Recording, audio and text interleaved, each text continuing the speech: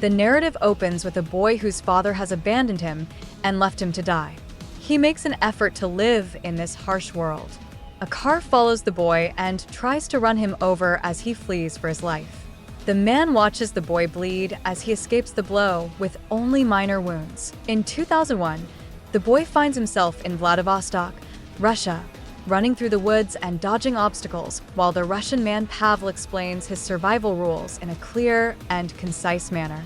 Rolling over the slope, the boy aims his gun at the makeshift target and hides behind a stone. Just as he pulls the trigger, a wolf appears from behind the bushes. Never leave a witness alive is the second rule, which Pavel reminds him of. The boy is still reluctant to kill for no apparent reason.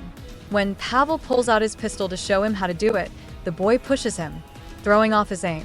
Eventually, the wolf makes his way out, and Pavel ties the boy to a tree as a form of punishment. When the youngster was abandoned to perish, Russian assassin Pavel took him in.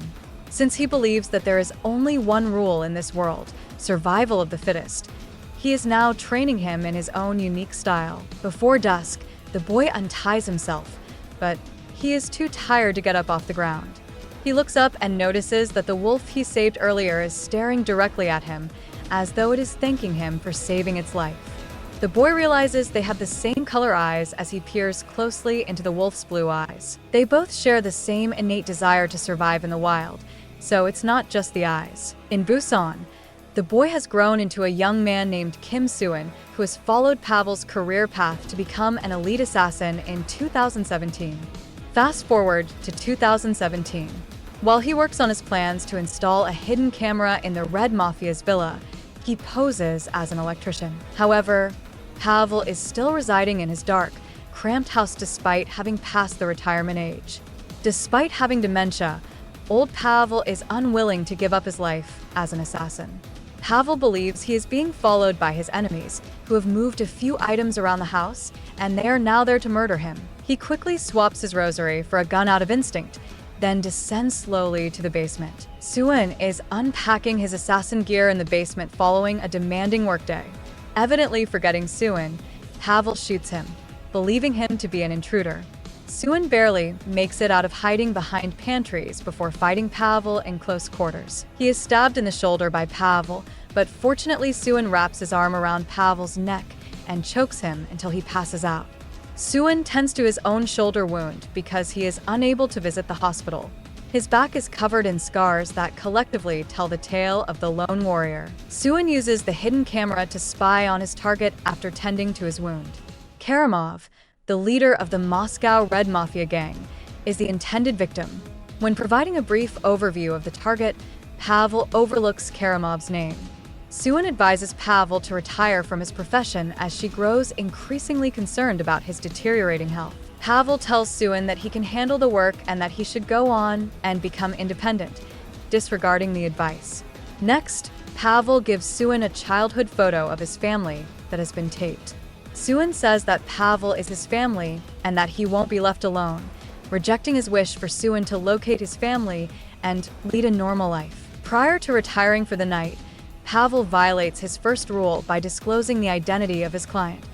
Approximately 17 years prior, during Soo Hyun's desperate attempt to escape, his father gave Pavel the order to murder him. Soo Hyun is sleeping when Pavel goes after Karamov, the head of the Red Mafia, on his own.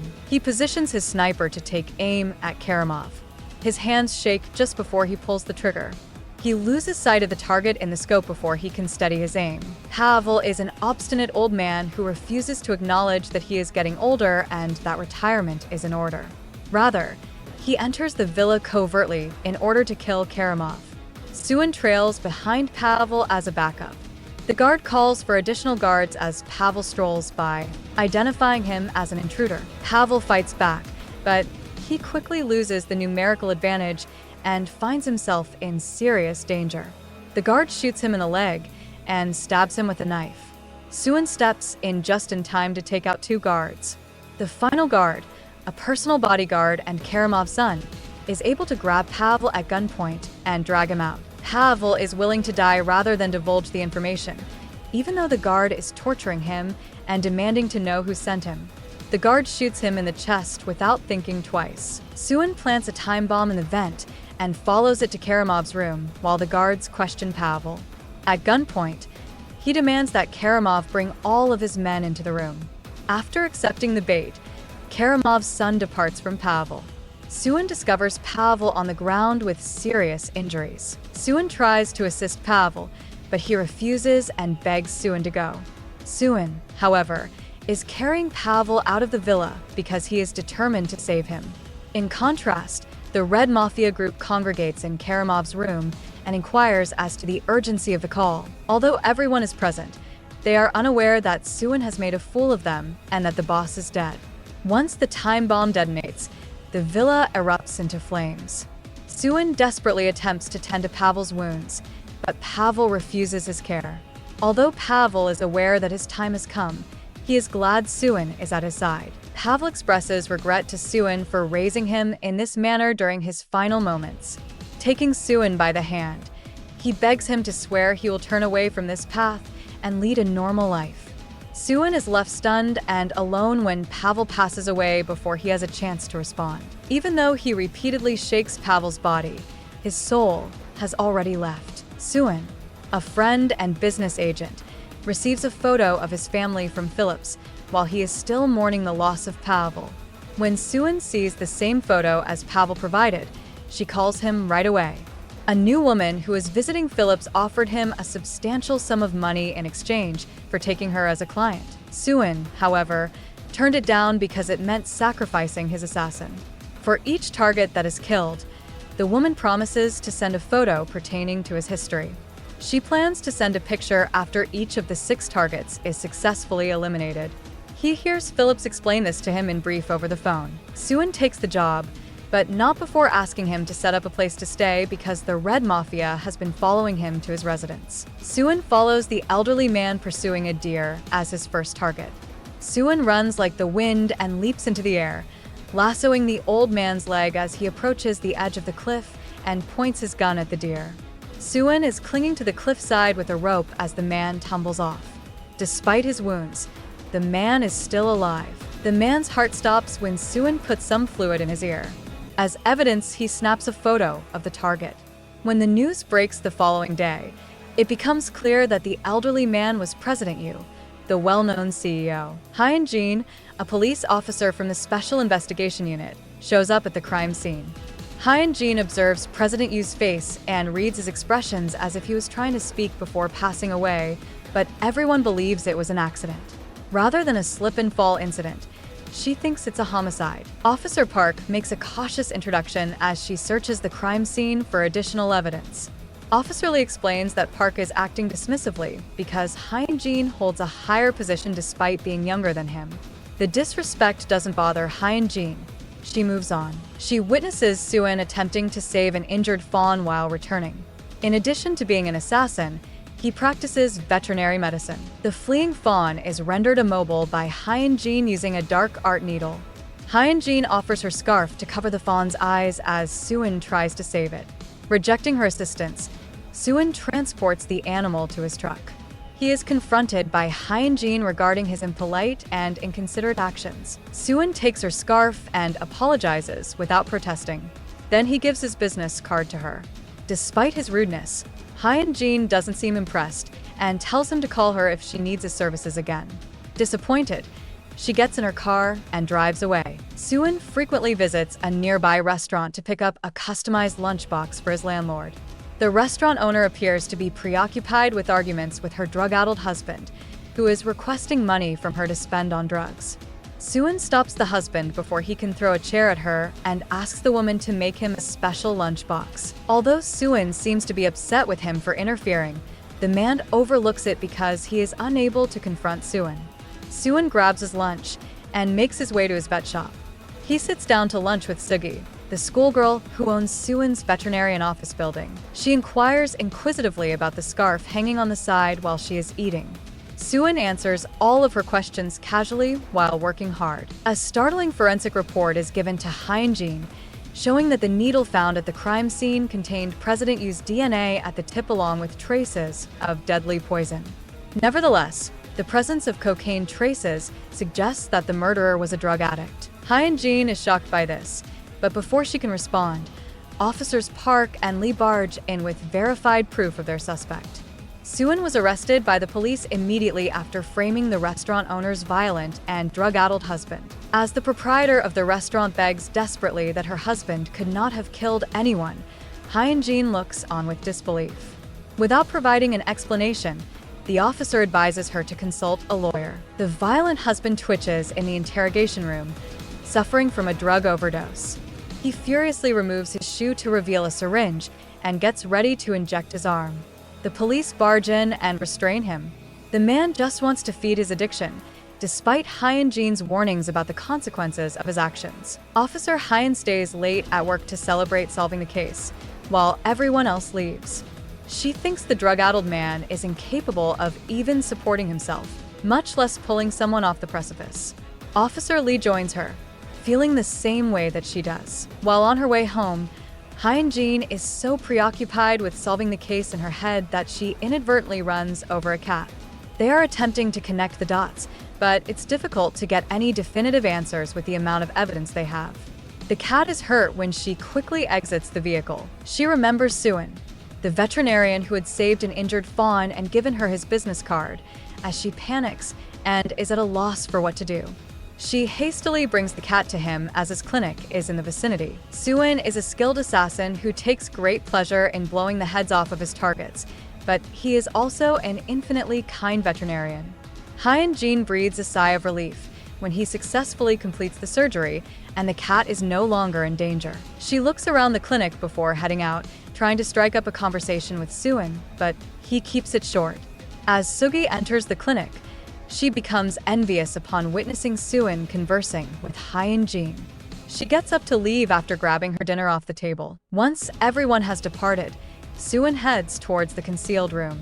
In return for sending Phillips the photo of President Yu, he gets one from his own past. Hyun Jin chooses to move into Soo-hyun's building while searching for a place to stay. She is given a tour of the building by Sugi, the owner. Sugi, a resolute schoolgirl, dismisses Hyun Jin's request for renovations after she calls attention to the flaws. From the viewpoint of an assassin, Soo-hyun does not want an officer residing in the same building, but Hyun Jin chooses to occupy the space right away. Hyun Jin makes Sugi uncomfortable by pointing out the shortcomings in her building. Not only that, but Hyun Jin also finds out that the fourth floor's elevator is broken. When she confronts Sugi about it, he informs her that the elevator is only for the owner. After mocking her response, Hyun Jin gets in his car and heads to work. Men ambush Sugi as she marches towards her school in an attempt to kidnap her. Her uncle is pursuing her enormous properties, and these men are his goons. He is a wicked man attempting to wrongfully seize control of Sugi's assets while she is still a young girl and susceptible. Fortunately, Soo-hyun shows up and moves carefully in their direction. Hyun Jin appears next to him and tells the kidnappers to leave before he can go any closer. She steals soda cans from Soo-hyun, who doesn't seem to be taking her seriously, and tosses one hard. The man spearheading the coup is eliminated by the second one, which she misses the first time.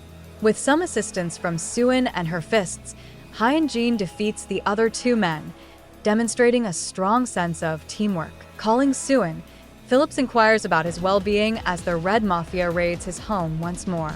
Soo-hyun assures him not to be alarmed. Hyun Jin chooses to accompany Soo-hyun on his walk to his clinic before they end the call because they share the same building.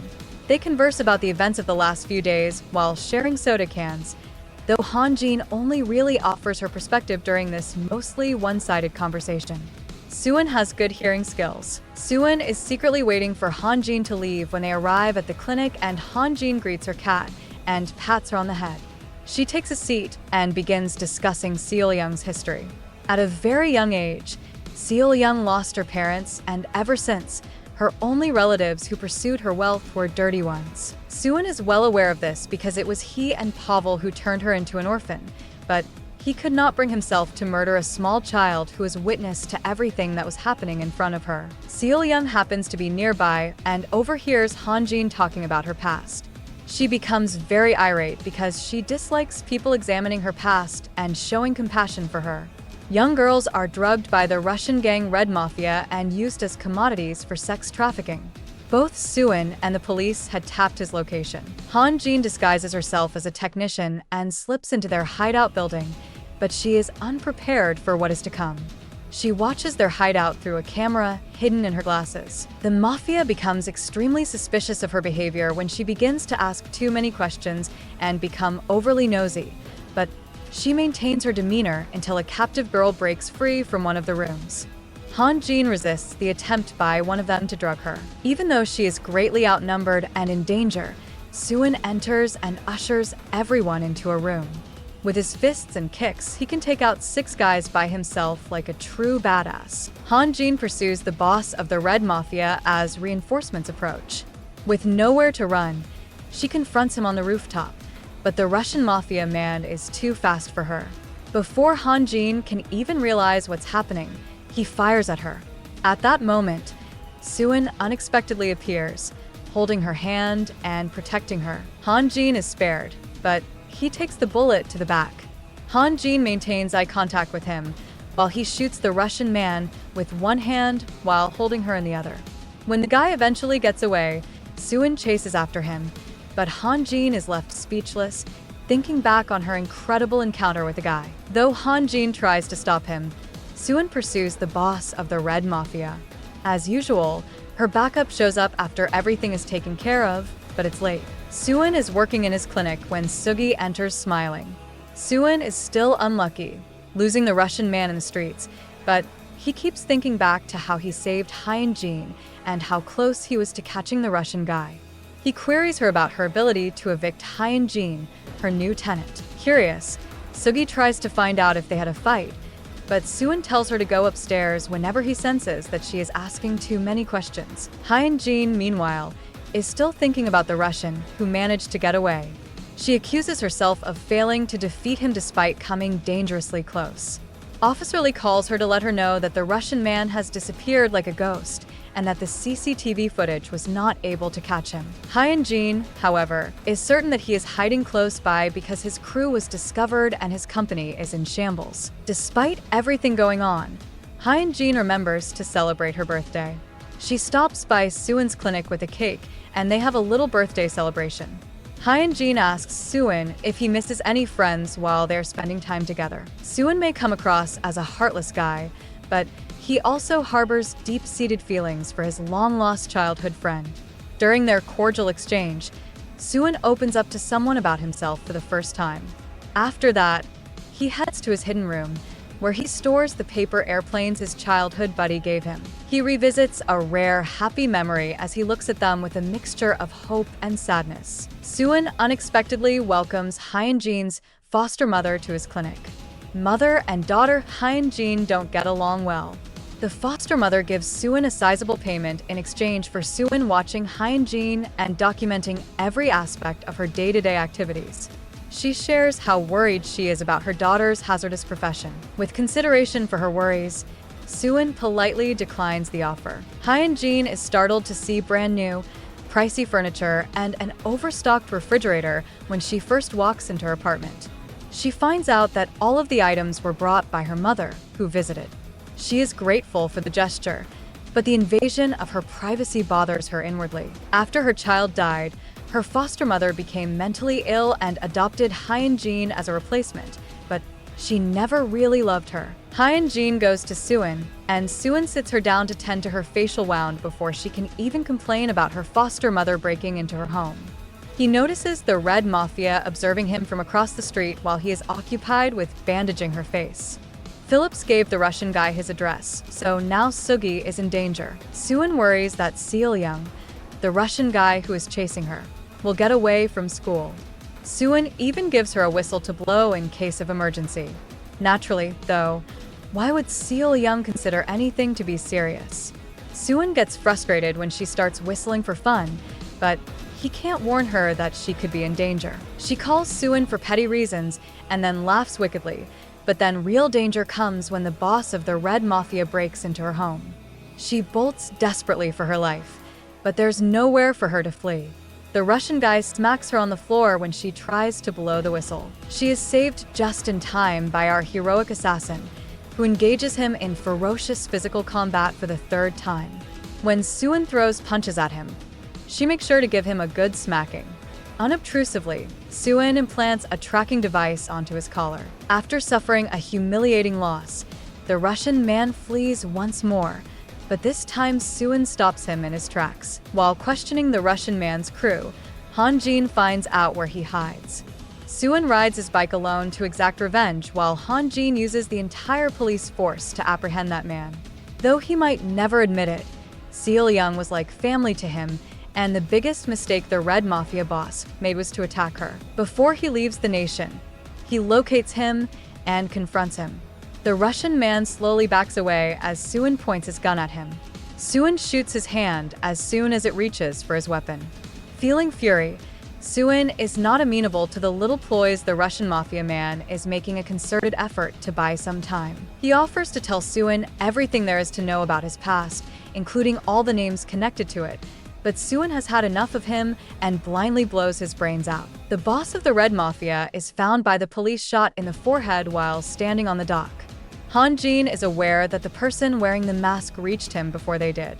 She has no idea that the man wearing the mask is Soo-hyun, the forensic lab doctor.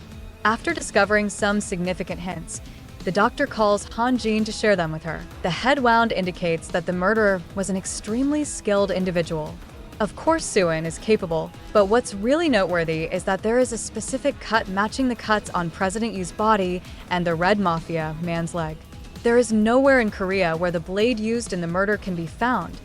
It is that special. Hyun Jin finds it difficult to believe that President Yu is killed by the same assassin.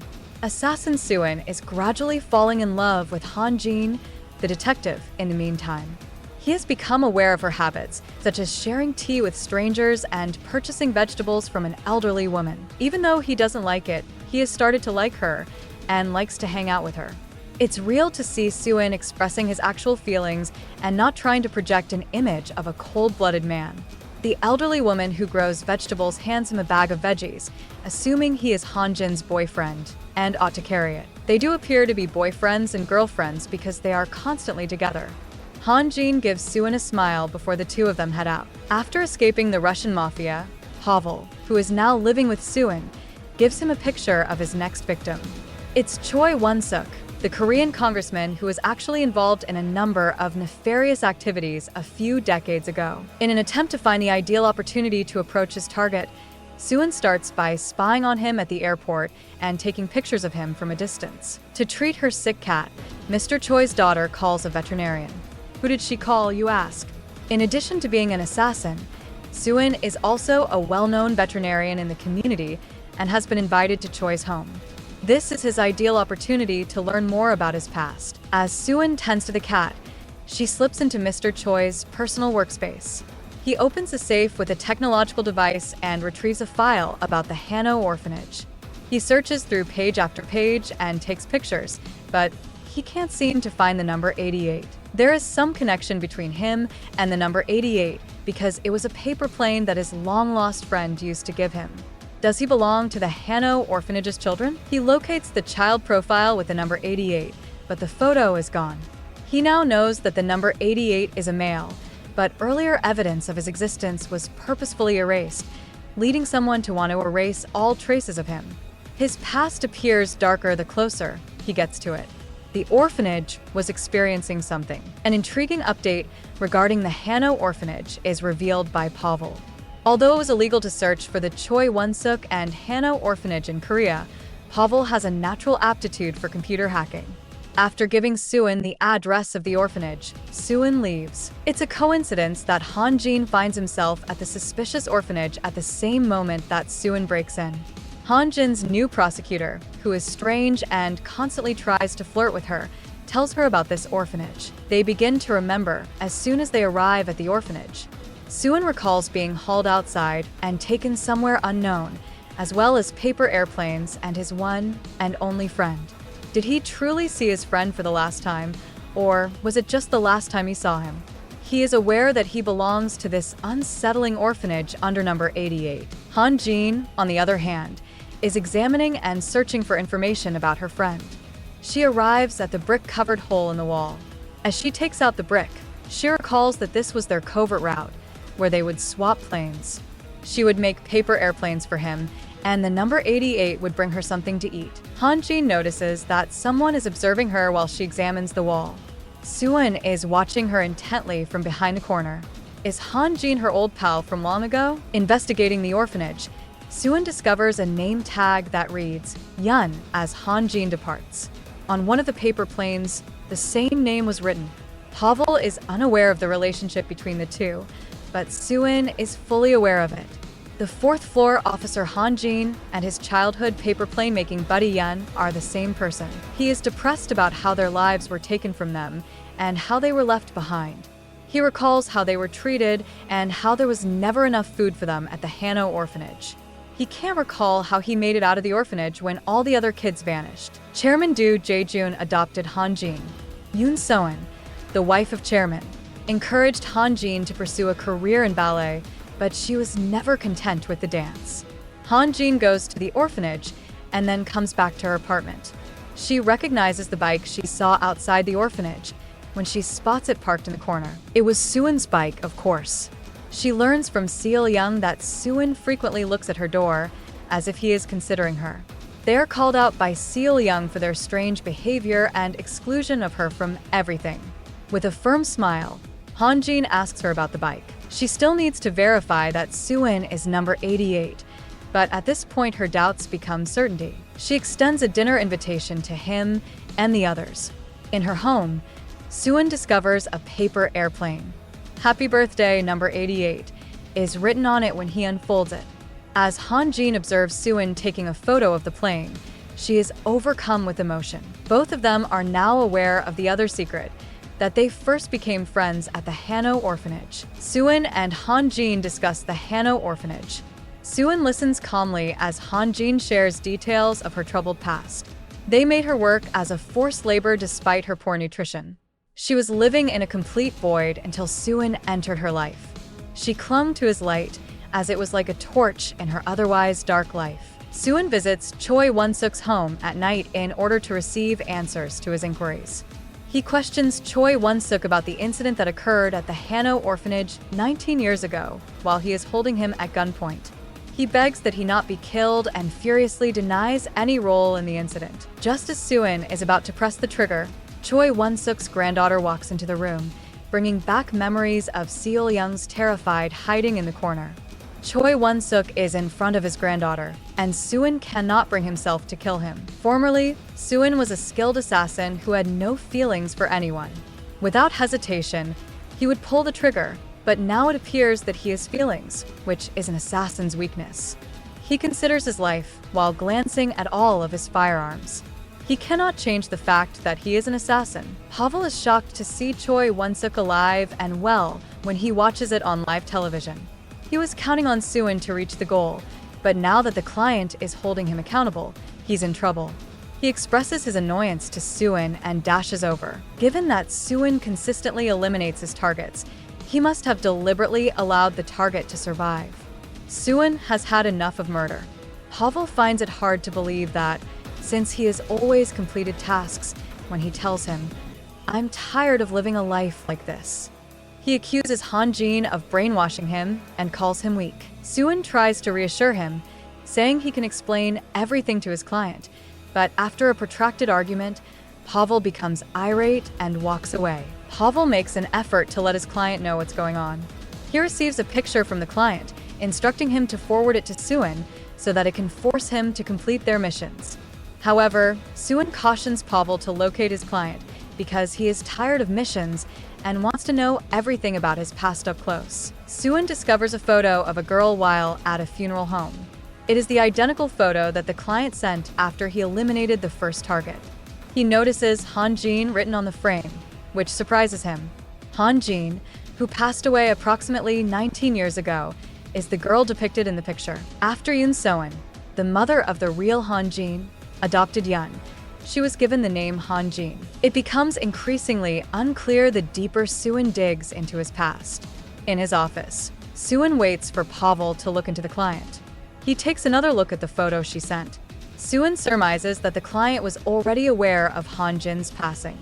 He needs to track down the client because he thinks she may know something about his past. Pavel is persuading him that the simplest route is to kill the targets and collect the money in pictures. The client calls Soo-hyun as he is leaving his house, threatening to kill someone close to him if he doesn't follow their instructions. The threat is ignored by Soo-hyun, who gives them free rein to act however they please. He then hears the customer revving their vehicle. Though, lost in her own thoughts, Soo-hyun spots Hyun Jin crossing the street. A car is driving straight toward her, and Soo-hyun rushes to save her as worry consumes him. For the second time, Soo-hyun jumps in at the perfect moment to save her life. Soo-hyun leaves and returns to the clinic without saying anything to Hyun Jin. He is enraged with the customer. By all means, he wants Pavel to locate her. When Choi Won-suk is occupied with the campaign, he intends to eliminate him from the crowd. He wants to prove to her his abilities, not because he is afraid of the client's small threats. Pavel is forewarned by him to bring him the client, or he will murder them all. Choi Won-suk's name was in the diary that was discovered next to Min-wook's body, so Hyun Jin and the police are well aware that Choi Won-suk could be the killer's next target.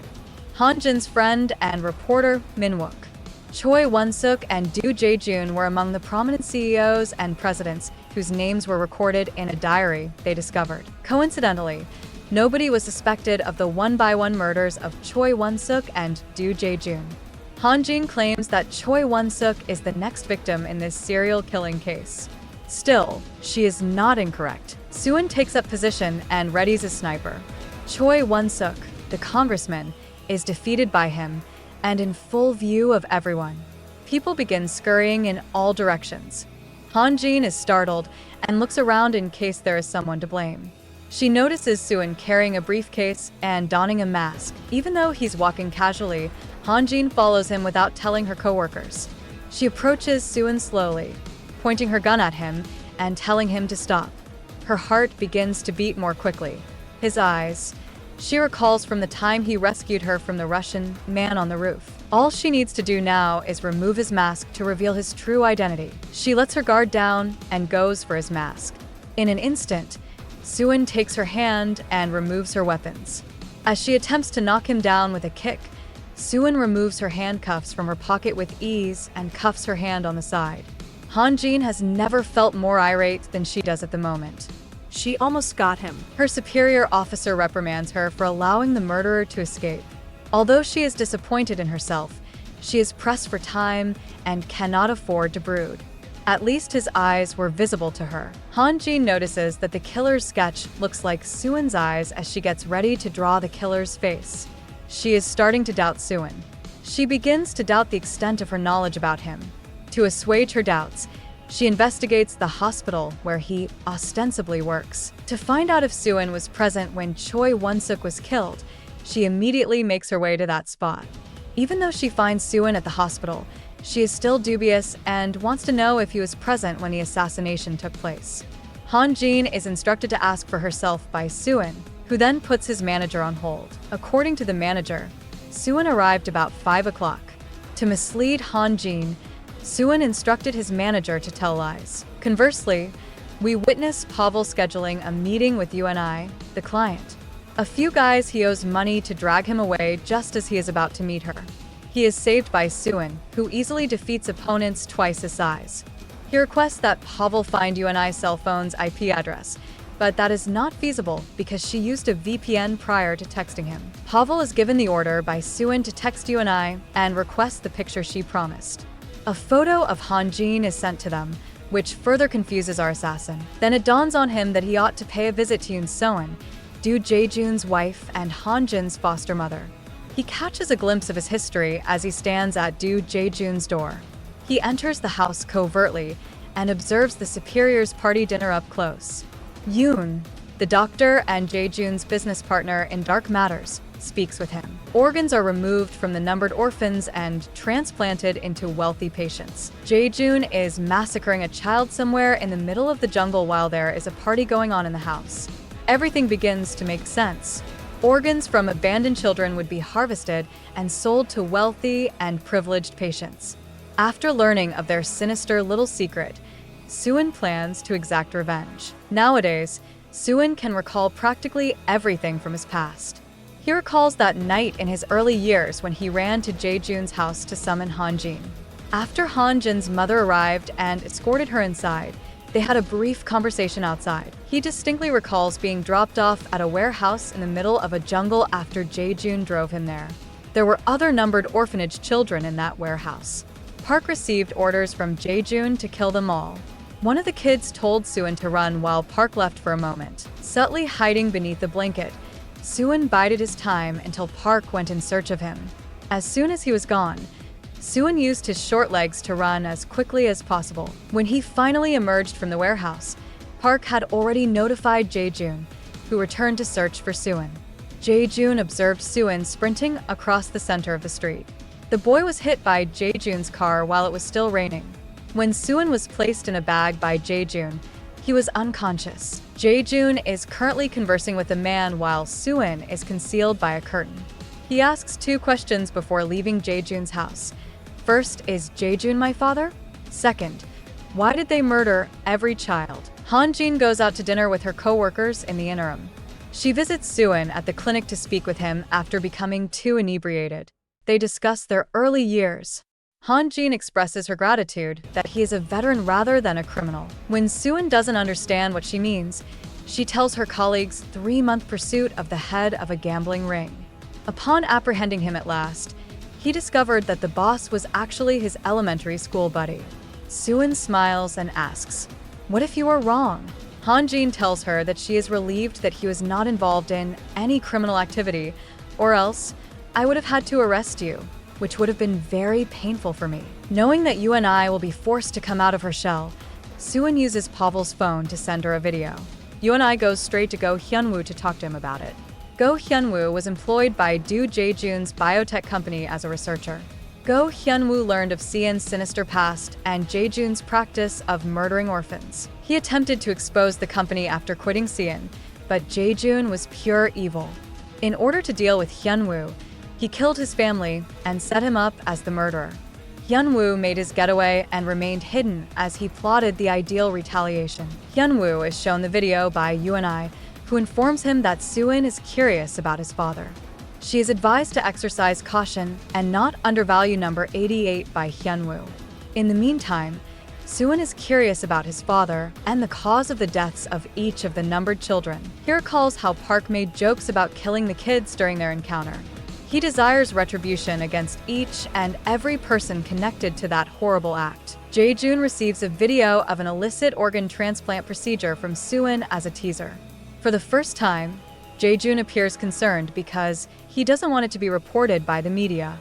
Walking frantically, Jae-jun drops the phone after being nudged by Soo-hyun. After giving it to her, Soo-hyun apologizes. Unbeknownst to Jae-jun, number 88 is itching for retribution. When Han Jin's cat becomes sick, she brings it over to Soo-hyun. After a quick examination, Soo-hyun discovers that she appears to be in good physical health. Her temperature is normal, but he also speculates that she may be experiencing depression. Due to their sensitivity, cats may experience depression in the company of their owners. Since Han Jin has been very busy at work lately, Soo-hyun advises her to take some time for herself. He is reassured by Han Jin that she will now begin to look after herself. The safe was broken when Han Jin and Prosecutor Yoon went to Choi Won-suk's house.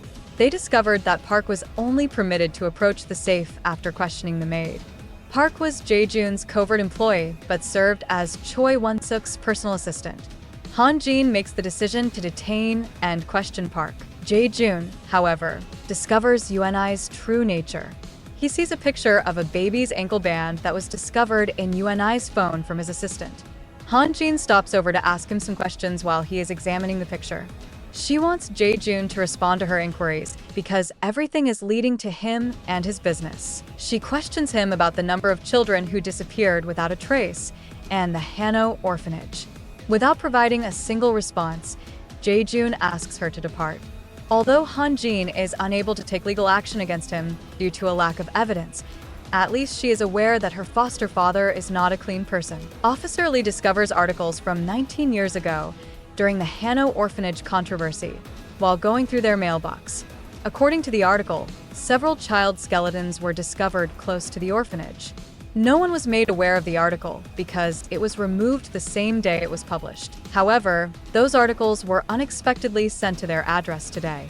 They went to the site of the skeleton's discovery and began excavating. They discover a woman's dead body after some time spent excavating. Officer Lee and Han Jin searched the CCTV footage for the individual who delivered these items to their address. The greatest surprise to Han Jin and Officer Lee thus far is that UNI is the one who sent the articles to their address. And why is UNI assisting them here? However, UNI is currently being held captive by Jae-jun's men, and just when she thought her bad luck couldn't get worse, Han Jin sends the police station a picture of her dropping off the mail. The assistant of Jae-jun notifies him of the circumstances, stating that she forwarded the articles to a police officer. Remaining composed, Jae-jun tells him not to turn off UNI's phone because Go Hyun-woo and number 88 will be attempting to contact her. He is correct, though. Hyun-woo calls UNI several times, but when she doesn't answer, he dials 88 to get assistance. He tells him to follow the location if he wants to save the orphan children and sends her phone's location to number 88. Han Jin, on the other hand, gives Officer Lee UNI's number and requests that he find the phone. Han Jin follows the trail and finds himself in a jungle somewhere. It surprises her to see Soo-in's car parked on the side. She phones Soo-in to make sure he's here, but Jae-jun's men attack her while she's speaking with Soo-in. When Soo-in hears her scream, she runs to her aid. He fights the men alone, taking them all out, but Han Jin is seriously injured in the process. One of Jae-jun's men tries to stab Soo-in from behind as he checks on her, but Han Jin intervenes and takes the stabbing to her back instead. Prosecutor Yoon rushes into the ward after Han Jin is admitted to the hospital, and trust me, no one is more worried than him. Since they were unable to obtain a search warrant to inspect the warehouse, he asks for her orders. Since Han Jin's health is already critically ill, her mother forbids her from embarking on any more risky adventures, but she reassures her that she will return home. However, Han Jin visits the warehouse with the prosecutor before leaving for home, where she discovers crucial evidence. Han Jin is taken home by Yoon. Looking back, she notices Soo-in in his clinic. Han Jin bemoans the fact that he failed to pay her a visit during her hospital stay and fails to inquire as to her well-being.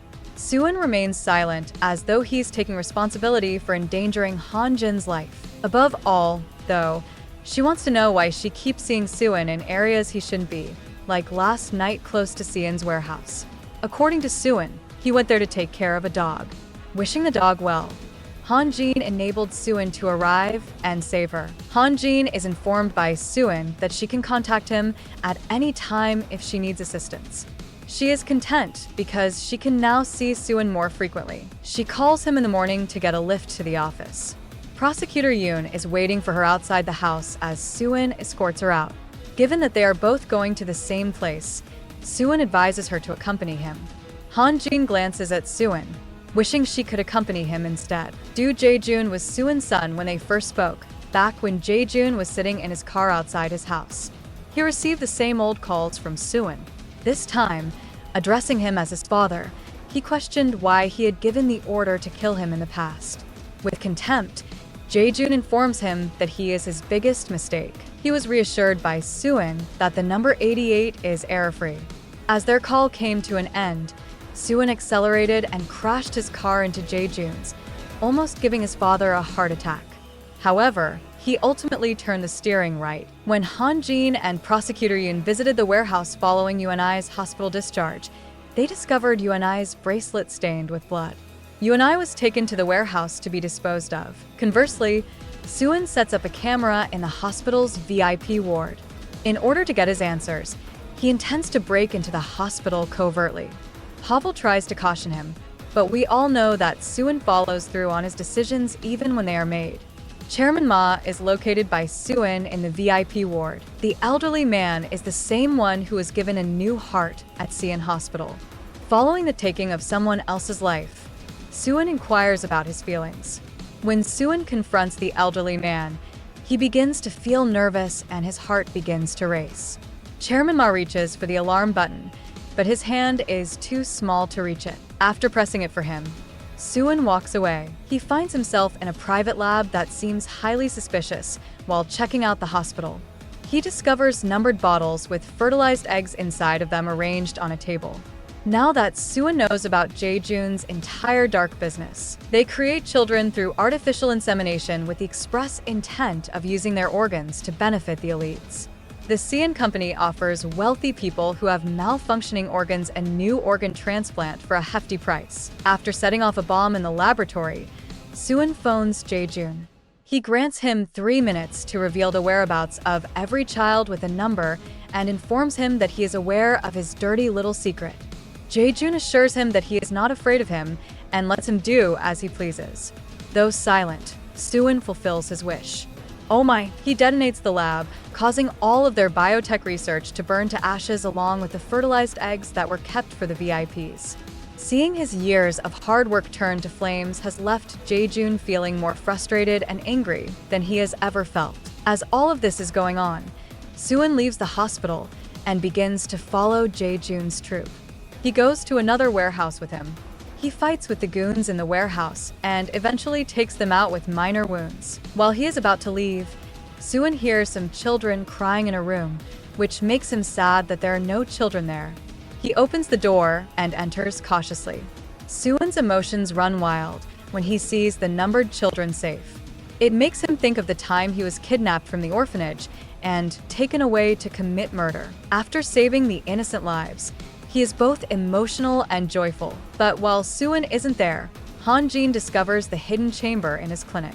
She learns all the details about Soo-hyun that she was terrified to know. She is reminded of the incident with the masked Soo-hyun by the imported weapons on the wall. In reality, he was an assassin. She discovers Soo-hyun's dark side, but she also discovers his tender side. He never threw away any of the paper planes Han Jin gave him. Soo-hyun sends her a location while Han Jin is gathering evidence in his office. A car is parked by the side of the road as she follows the location.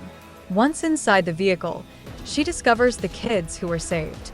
Asking Han Jin over the phone if she can keep these numbered kids safe is Soo-hyun's request. When Han Jin tries to stop him from exacting revenge on Jae-jun, Soo-hyun tells her that it is his destiny to kill Jae-jun and put an end to this dark chapter.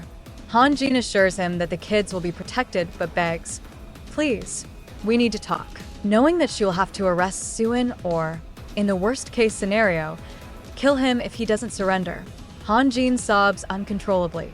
However, Soo-hyun asserts that he doesn't want Jae-jun to harm any more kids and that, should he face legal action, he will readily finance the purchase of the system. Han Jin is a law-abiding citizen whose duty it is to uphold the law and prosecute offenders, but Soo-hyun has his reasons. When Soo-hyun meets Pavel, she inquires about Seo-young's well-being and safety. Pavel tells him she's not in danger, and then Soo-hyun asks him if he's aware of Jae-jun's location. Although he is unsure of his precise location, he is certain that he went to kill someone. Soo-hyun requests that Pavel set up a phone in the vehicle. Pavel is warned by Soo-hyun about Han Jin, saying that since she is all-knowing, she will pursue him. Though it's too late, Pavel begs Soo-hyun to flee, move out, and lead a different life. Pavel is told gently by Soo-hyun. In the meantime, Do Jae-jun was arrested at police headquarters after sufficient evidence was gathered. After leading the police to his residence, Han Jin makes the arrest of him for his offenses. They bring him into the interrogation room and play audio recordings in which he discusses killing people. Jae-jun casually sits down and refutes all of the charges leveled against him. He is eventually freed because he has strong ties to powerful politicians. Dejected, Han Jin and her group observe Jae-jun walking out of the police station without a handcuff. However, prior to killing Chairman Do Jae-jun, Soo-hyun pays Seo-young a visit and places her favorite dish on the table. Seo-young recognizes Soo-hyun right away when she sees food on the table, but he is merely observing Seo-young from a distance. He gives her a call, and they talk for a while, reminiscing about their childhood. Soo-hyun bids adieu and hangs up the phone. He heads over to Jae-jun's house, where he lives with Park and his men. There's a gunshot heard. Soo-hyun has already arrived and is eliminating guards one by one. Park draws his firearm and moves to confront Soo-hyun. After Soo-hyun is struck in the shoulder, Pavel materializes out of nowhere and takes out the guard. Pavel is shot several times throughout his body as he asks Soo-hyun if he is alright. Pavel is pushed aside by Soo-hyun. Park is the one pressing the button. Park is forced to back off as Soo-hyun fires back. As they get closer, they engage in physical combat. This time, Soo-hyun is not going to let him go. With a kick that sends him hurtling through the air, he chokes his windpipe to put him to sleep. Soo-hyun storms towards the chairman's room, taking out the entire army of guards by herself. Although Jae-joon has a pistol ready, he is not as fast as our hero assassin. Jae-joon is shot once and falls to the ground. Jae-joon begins pleading with Soo-hyun to spare him after witnessing his death up close. In return for his life, he is prepared to give him his fortune and wealth. Knowing how many children he has sacrificed for his financial gain infuriates Soo-hyun to the point where he shoots him in the leg once more. Hyun Jin also shows up in the interim. She begs Soo-hyun to let him go while pointing her gun at him. Soo-hyun tries to convince her that he will be able to use his financial influence to avoid punishment and endanger children's lives once more. When the police show up, they are surrounded. Hyun Jin sobs as she begs Soo-hyun to put down his gun. He looks at Hyun Jin and, for the first time, feels like letting Jae-joon live, but he can't help but kill him when he thinks of the helpless children who are being killed for their organs. He hits his final target, Jae-joon, squarely in the middle of his head with a shot. The police shoot first, ending the encounter in a clean shot. Hyun Jin clutches Soo-hyun's hand while sobbing uncontrollably. Soo-hyun got his retribution, but it went beyond simple retaliation.